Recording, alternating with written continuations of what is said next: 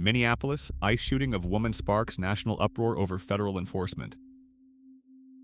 Renee Good was 37 years old, a mother of three and a woman who loved to sing and write poetry.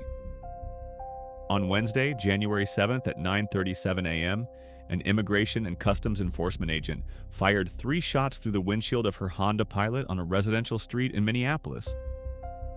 Moments later, she was dead.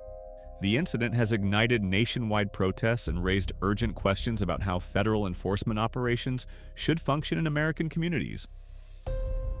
The setup seemed routine.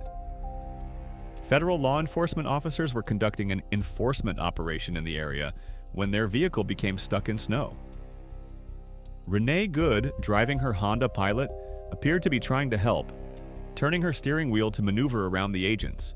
Frame-by-frame video analysis reveals that approximately 1 second before the first shot, Good's vehicle began moving forward, its wheels turning right, away from where the ICE agent stood.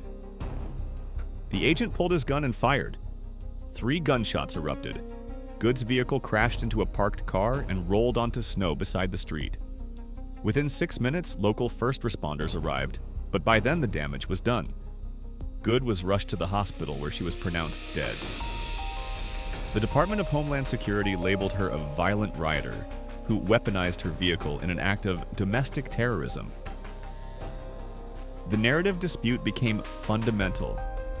Federal authorities insisted they acted lawfully in self-defense, but videos from multiple angles, analyzed by ABC News and reviewed by city officials, suggested Good's vehicle was moving away from the agent, not toward him. One bystander could be heard yelling, "Shame," as the agent walked away from Good's car.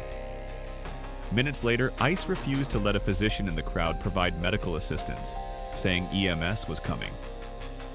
She remained unattended in her vehicle for over 6 minutes before firefighters arrived.